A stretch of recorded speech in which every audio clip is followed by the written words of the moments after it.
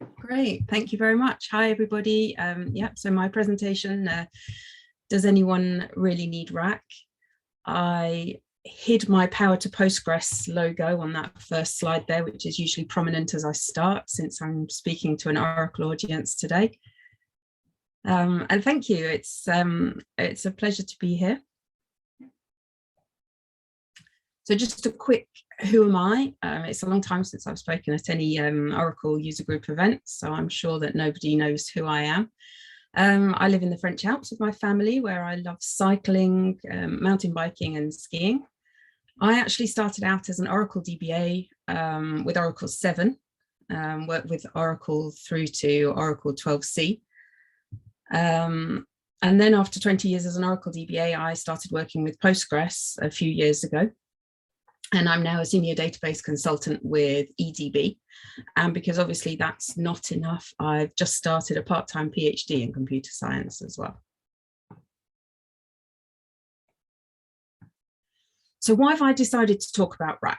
And why would I, at an Oracle user group event, suggest that RAC's maybe not necessary? As I've said, I now work with Postgres, and my main involvement with Oracle is to help customers to migrate away from Oracle. And one of the most common reasons that we hear for not being able to migrate away from Oracle, so from Oracle to Postgres, is the fact that customers say we absolutely definitively must have RAC. And despite the cost and complexity of RAC, it's widely used in response to various performance, high availability or scalability, specifically write scalability requirements. During my time as an Oracle DBA, I absolutely loved RAC. When I started working with Postgres, I was quite vocal about the fact that we didn't have an alternative to RAC, that it was missing. Postgres doesn't have a direct equivalent to RAC, and it does seem to deter a lot of people. But does anyone really need it? So over time and over a number of sometimes beer-fueled debates, I came to the realization that perhaps it wasn't actually as much of an issue as I first thought. Maybe there are other simpler solutions that we could use instead.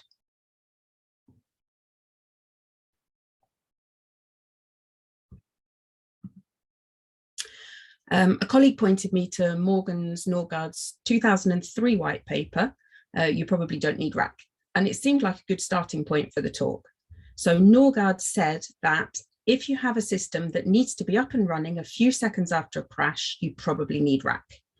If you cannot buy a big enough system to deliver the CPU power and or memory you crave, you probably need RAC. And then with a few other exceptions, he went on to say, otherwise, you probably don't need RAC. Alternatives will usually be cheaper, easier to manage, and quite sufficient.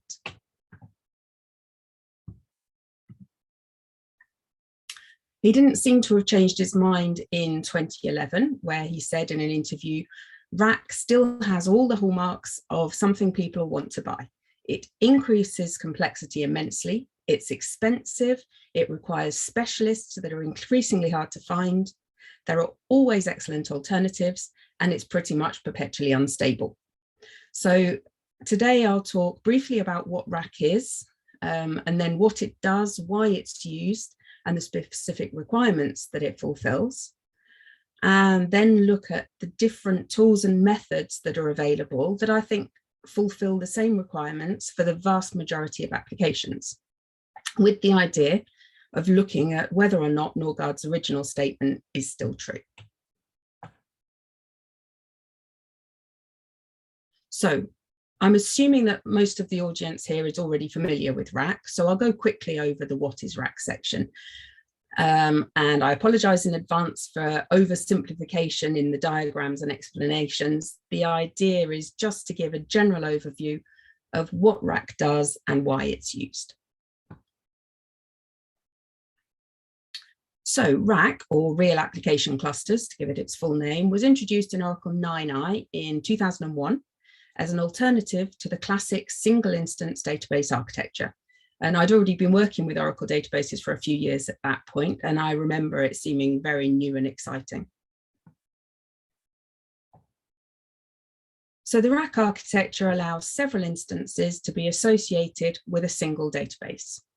Applications will connect to the database specifying a service name and a scan IP, a virtual IP address for the whole cluster, instead of specifying an individual host IP address and instance name.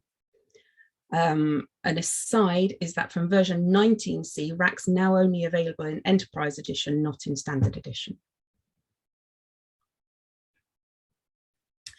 Some terminology that you'll hear when RAC's being discussed. So Oracle Automatic Storage Management, ASM, which enables you to create a clustered pool of storage to be used by either non-RAC or RAC databases. Oracle Clusterware, which was introduced in Oracle 10G as the required cluster management infrastructure for Oracle. Prior to that, you needed third-party clusterware. Oracle describes Oracle Clusterware as a portable cluster management system that binds multiple servers so they operate as a single system. And then the two of those together are what form the Oracle Grid infrastructure.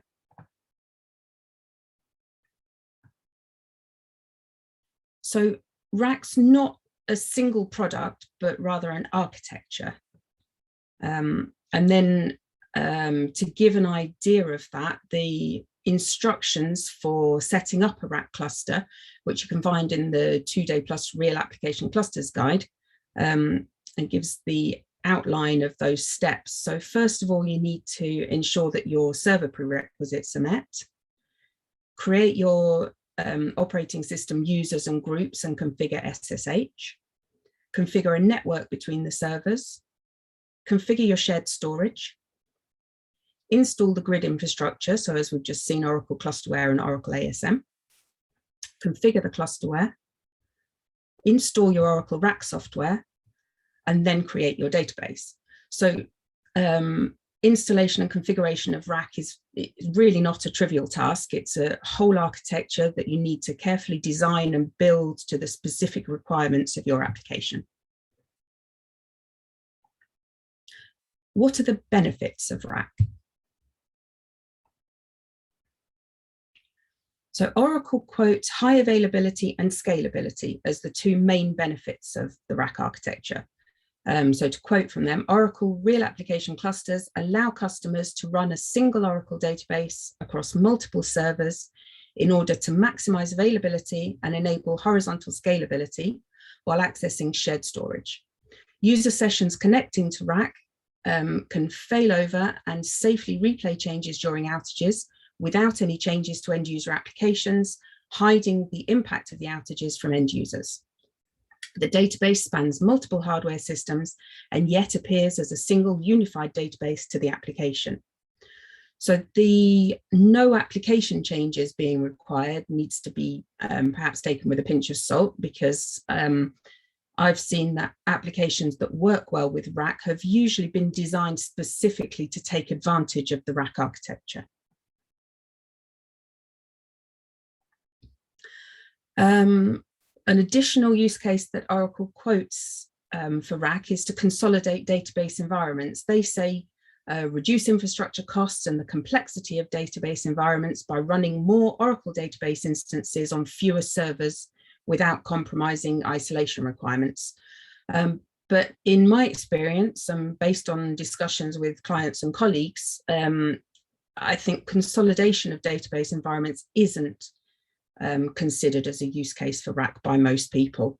In fact, with virtualization, we find that that has a much larger role to play than RAC in consolidating multiple databases or applications onto fewer, larger servers. So I'll concentrate just on high availability and scalability in this presentation. So first of all, we'll look at high availability in RAC. RAC helps us to minimize unplanned downtime. If we have a failure in one instance or server, we've still got access to the database via the remaining instances. If we configure it correctly, connections that would have been serviced by the failed instance will be handled automatically by one of our remaining instances. Clients that are connected at the time of failure will be notified. So we need FAN, fast application notification, to be configured for that. And new connections will be redirected to the remaining instances. The outage is masked from the client and the application by replaying incomplete application requests. So we need to configure application services to make sure that new connections are redirected to remaining instances after a failure. So we can either create services on all of the nodes, like my service 1 here, or just on certain nodes, such as my service 2 there on node 1 and 2, or service 3 on nodes 1 and 3.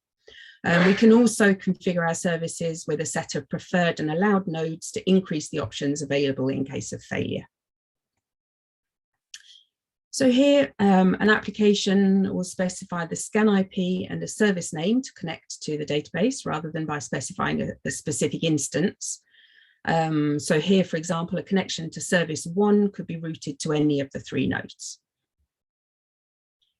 If we lost our node 1, then we've still got nodes 2 and 3 with our service 1, and we've still got node 2 with service 2 and node 3 with service 3. So the application can still connect via any of those services.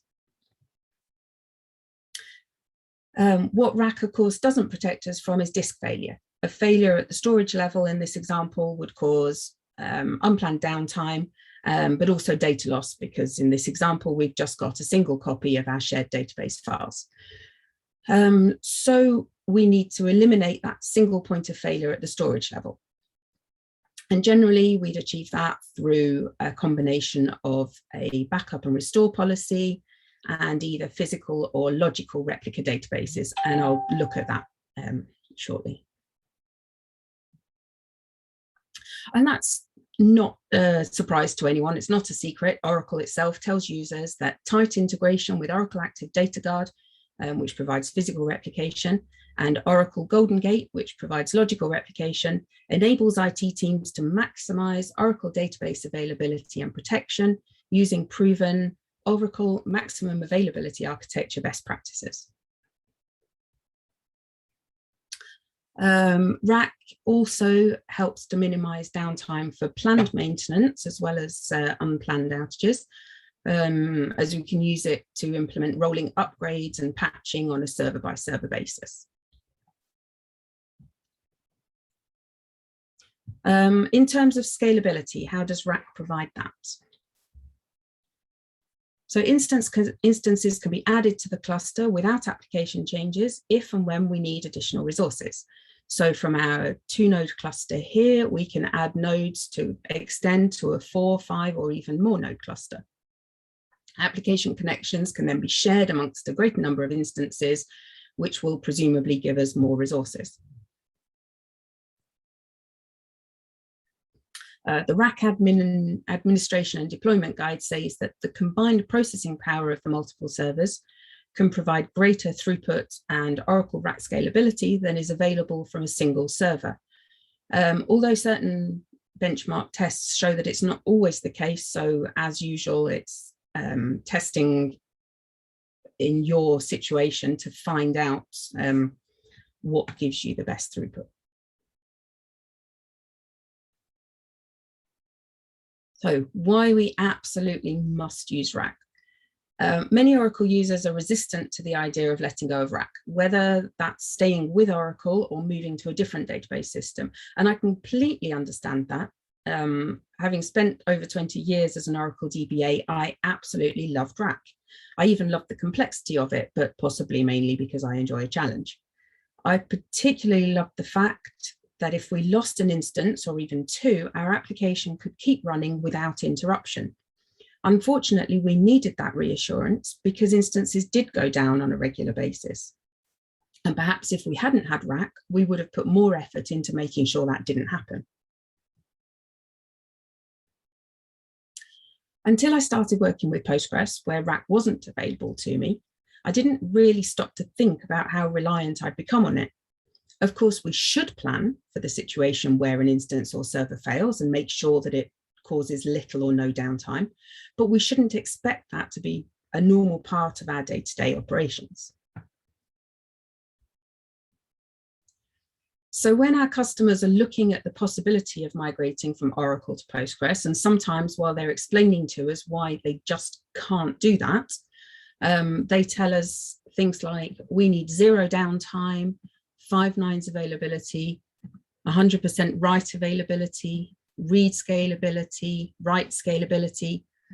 They might have thousands of transactions per second per node. They don't want a single point of failure, don't want multiple copies of the data, or have thousands of concurrent connections. So those are some of the reasons, the explanations that we hear for absolutely needing RAC.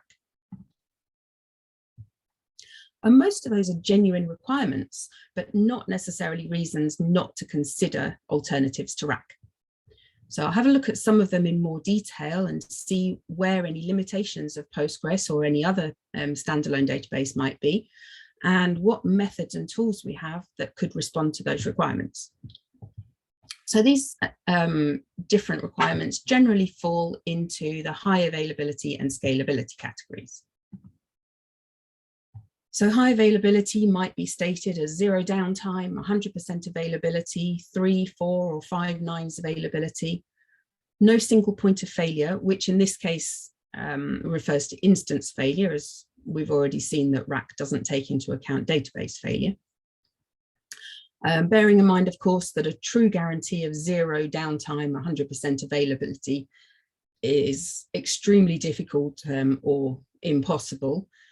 You know, we can plan for any number of failures, but there could still be a situation in which, due to unforeseen circumstances, you know, both our active and DR data sites becoming available at the same time, that we can't recover immediately from a failure. The scalability requirements, the read scalability, ability to increase capacity for read-only activity, write scalability, ability to increase our capacity for read-write activity, large numbers of transactions per second, or very large numbers of concurrent connections. And then the requirement to not have duplication of data, I've listed under other, and I'll look again at that a bit later, but we've already seen that some duplication of data is actually required if we want to be able to prevent data loss in case of database failure.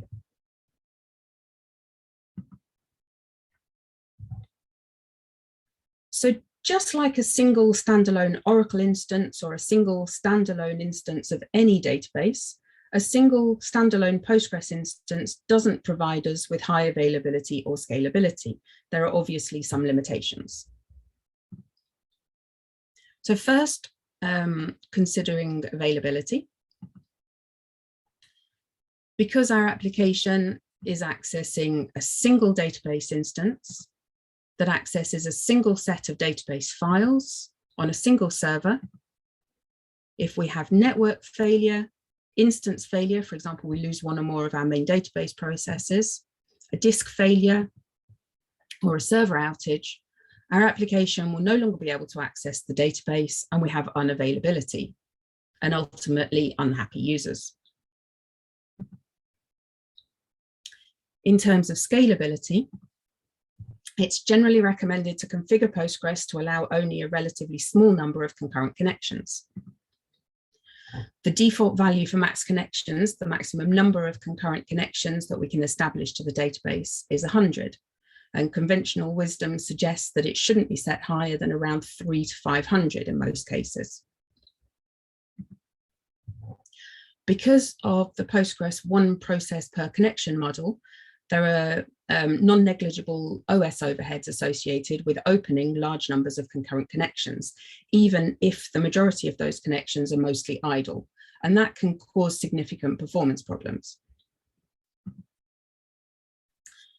So in Andres Frun's article analyzing the limits of connection scalability in Postgres, He explains in detail the limiting factors, specifically memory usage, snapshot scalability, and connection model, and identifies snapshot scalability as a significant but improvable bottleneck.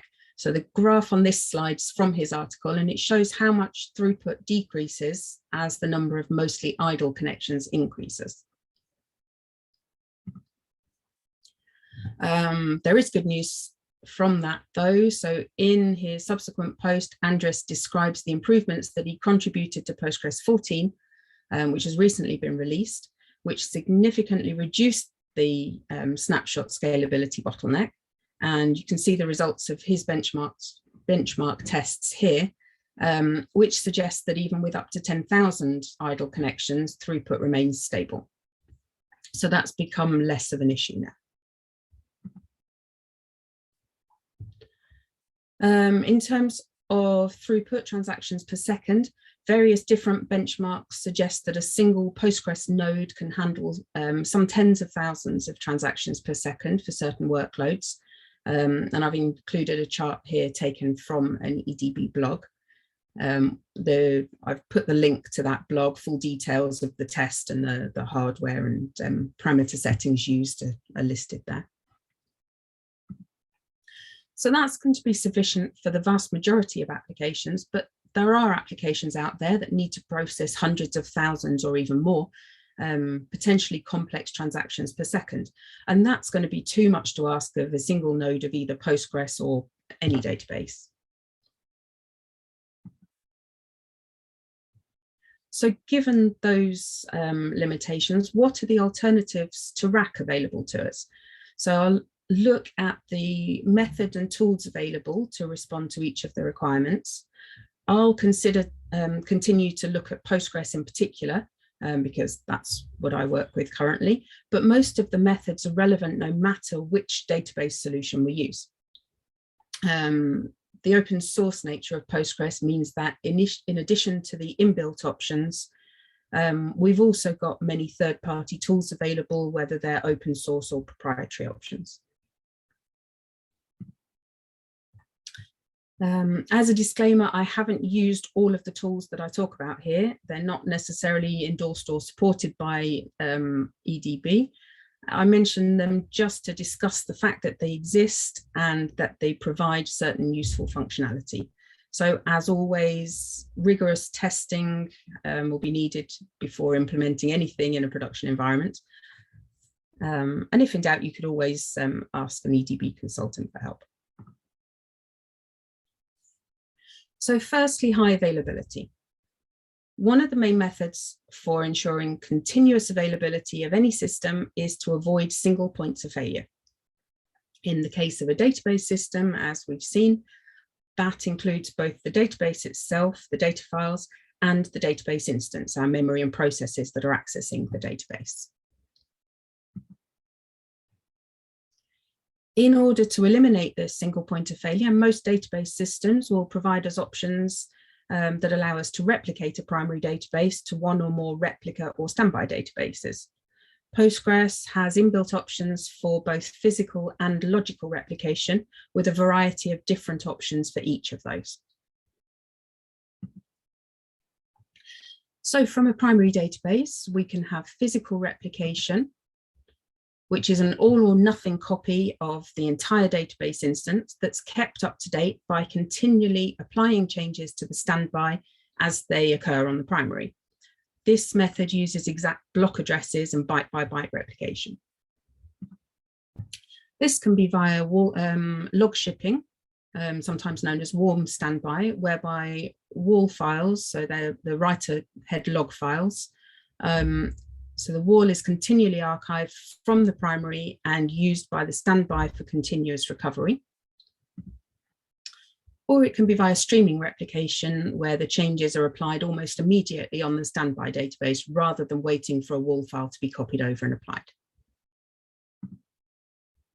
And the replication can be cascaded, where we have the changes replicated from one standby to another, rather than directly from our primary. We can configure the replication to be synchronous, where the primary will wait for confirmation that the changes have been applied on the standby before it commits a transaction. In that case, if we have a primary database failure, we know that all of our committed changes have been applied to the standby, which provides us some protection against data loss. The trade-off there, of course, is that we've got a potential wait for writes if there's a network latency or if the standby is unavailable. Alternatively, we can have our replication in asynchronous mode, which is the default, where the primary doesn't wait for confirmation that changes have been applied on the standby before committing. In this case, if the primary server fails, that does mean that some committed transactions might not have been applied on the standby and we could have data loss. In place of physical replication, we could instead use logical replication, which is sometimes known as transactional replication. Changes are replicated based on a replication ID, usually a primary key. And that means that we can replicate just a subset of objects, which we would group into a publication. So a subscriber database can then subscribe to this publication, and just changes to the objects in that group would be replicated. A publisher database can contain multiple publications, and these can be replicated to one or more subscribers. And a database can even be both a publisher and a subscriber, as with database 3 here. Unlike with physical replication, our subscriber databases can be accessed in read-write mode. Of course, creating a copy of the database is only one step in creating a high availability solution. If we have failure of our primary database, then the baton should be passed to one of the other databases, which will then become the new primary, and application connections need to be rerouted to this new primary database. Ideally, we want that to happen automatically, swiftly, and we want it to be transparent to the end users. There are multiple different tools available to us that allow us to configure this high availability in Postgres, some open source, some proprietary, such as EDB's Failover Manager, EFM, pgpool2, Patroni, Corusync, Pacemaker, PostgreSQL Automatic Failover or PAF, BDR or Bidirectional Replication, Stolon, RepMGR, and PG Lookout.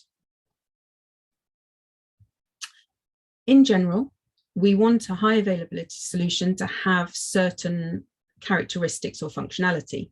We'd like a virtual IP that's allocated to the current primary database. We want to monitor the current status of our databases and the status of our replication. And we want to take appropriate action if we have failure of our primary database. So we want an appropriate standby database to be promoted. And we want to make sure we avoid a split brain scenario. So we need to make sure that our failed primary can't be reintegrated into the cluster as another primary database. I'm not going to discuss all of the tools that I listed in the previous slide, but I will just briefly describe the way in which a few of them work to give an idea of the functionality they provide. So EFM, EDB's Failover Manager, is one tool that provides this functionality. We've got an EFM agent that runs on each of the database nodes and optionally on an additional witness node. EFM then monitors the status of the databases and the replication, maintains a virtual IP address that's assigned to the current primary database server. And in case of failure of our primary database, EFM will promote the most suitable standby, which is based on the apply lag and the standby priority that we've specified. It will reconfigure our existing standbys to replicate from the new primary, and it'll assign the virtual IP address to the new primary. It'll also prevent accidental restart of our failed primary database. So as well as preventing unplanned outages, we can also use EFM to perform a manual switchover from one primary to another, which means our replica databases can be used to implement rolling upgrades and patching on a server-by-server basis. Another solution is Partitioning, which uses Postgres' native streaming replication together with HA proxy, which allows connections to be routed to the current primary database. The various YAML files provided can then be modified to change the configuration to suit your requirements. The Partitioning documentation says it's a template for you to create your own customized highly availability solution using Python, and for maximum accessibility, a distributed configuration store like Zookeeper, etcd, Consul, or Kubernetes. Partitioning advise potential users that it's called a template because it's far from being a one-size-fits-all or plug-and-play replication system.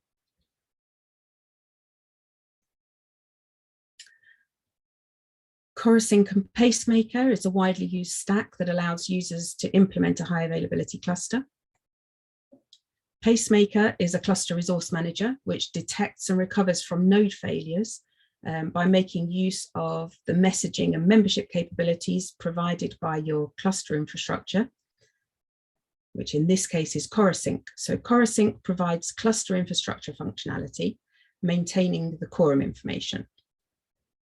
And this feature is used by Pacemaker to provide the high availability solution. Postgres Automatic Failover, PAF, is a cluster resource agent that's based on the Corosync and Pacemaker stack, and that provides the abstraction that allows Pacemaker to manage Postgres.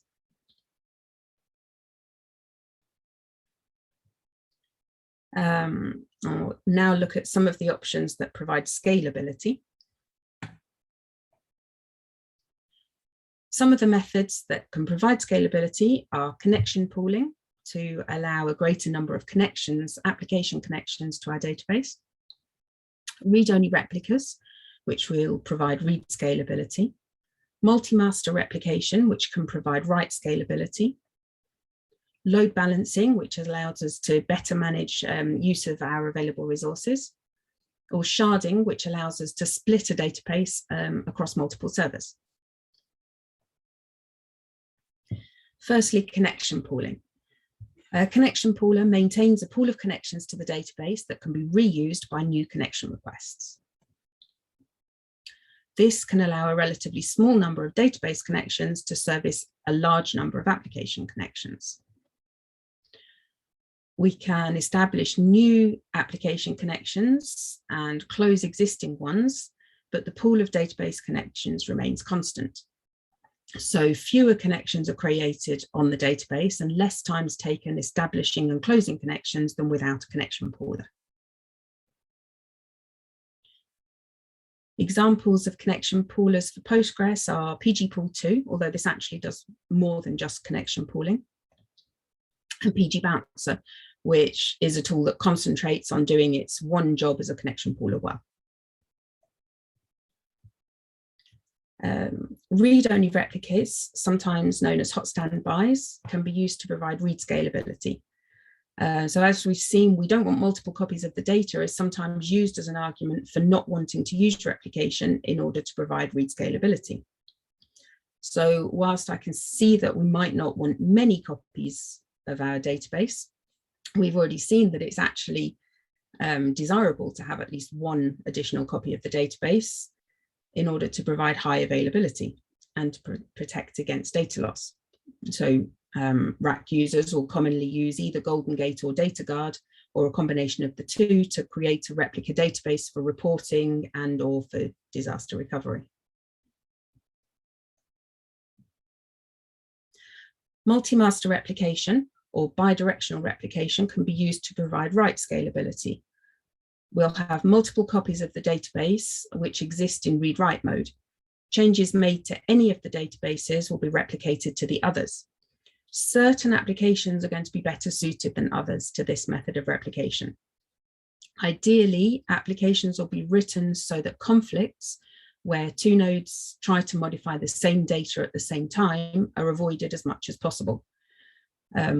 Geographically distributed databases or databases that are majority inserts rather than updates are potentially good candidates.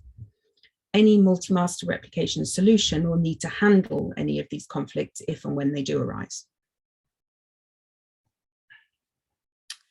One example of a tool that implements multi-master replication is EDB's bidirectional replication, BDR.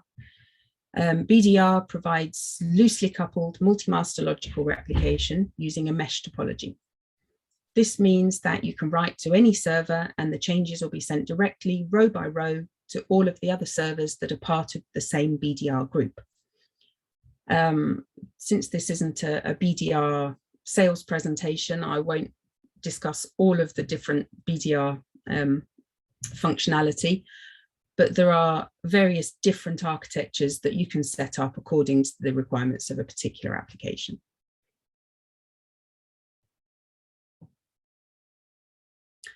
Load balancing. A load balancer sits between the application and the database and routes client requests to the appropriate database instance, so that we can distribute the requests across the available resources. An example of a tool that provides load balancing capabilities for Postgres is pgpool2.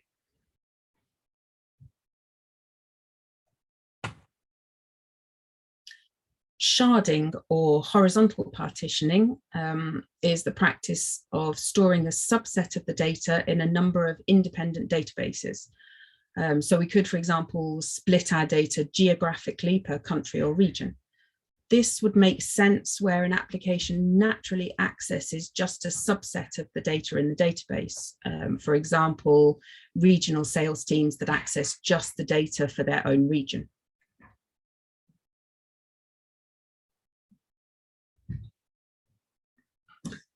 We'd need to consider management of any shared data, for example, reference tables. So they might need to be replicated across all of the databases. And we also need to think about reporting. So it might be necessary to access the entire logical data set for reporting, in which case we need to put something in place to allow aggregation of the data in each of our databases. So that could be done, for example, using foreign data wrappers that access each of the databases, or by using logical replication to create an aggregated reporting database. There are a number of tools that provide sharding for Postgres. For example, the Citus extension to PostgreSQL and PostgreSQL XL.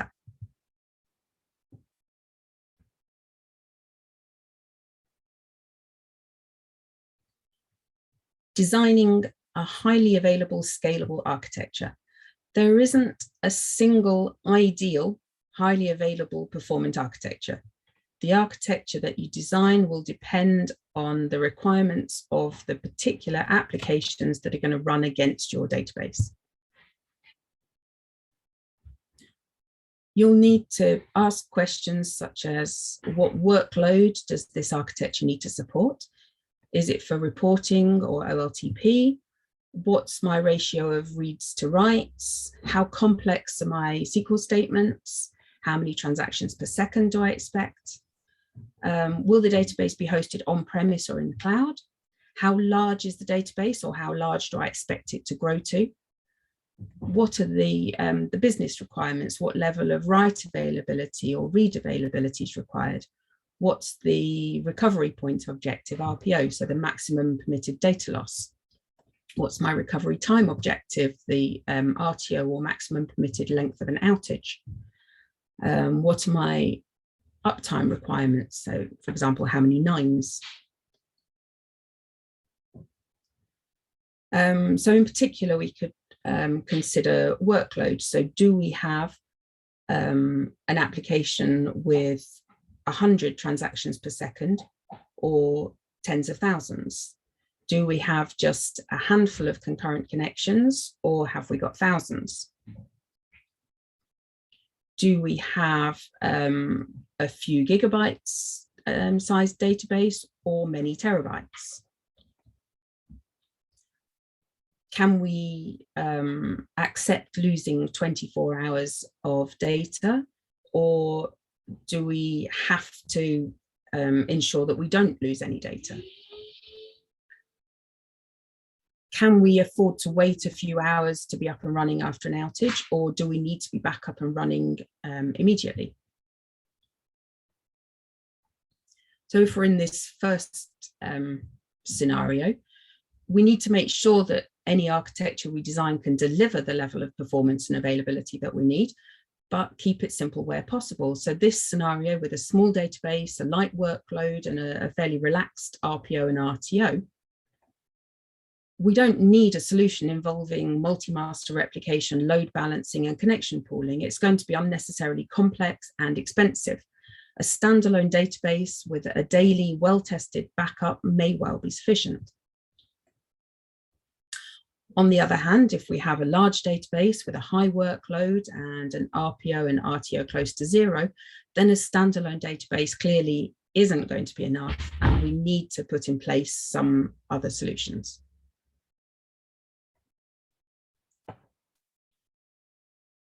Are there times when it might be difficult to migrate from RAC? So yes, there might. An application that's currently running on RAC has quite possibly been designed from the ground up with that particular architecture in mind. So it may be difficult, i.e. time consuming and costly, to make the type of fundamental application changes that would enable it to adapt to certain other architectures. So if you were considering migrating from RAC to another solution, whether Postgres, Oracle, or something else entirely, it's essential to look at the workload and the requirements of the application in detail to make sure that a suitable architecture is designed that's going to meet all of its needs. So you'd need to weigh up the costs and risks involved in making the required changes against the potential advantages and cost savings involved in moving away from RAC. So to go back to Norgaard's original conclusions and see whether or not they still seem to be true. If you have a system that needs to be up and running a few seconds after a crash, you probably need RAC. So in this case, you certainly need to design and implement a high availability architecture. But as we've seen in this presentation, there are many different ways in which we can design a database system that can be up and running very quickly after a crash.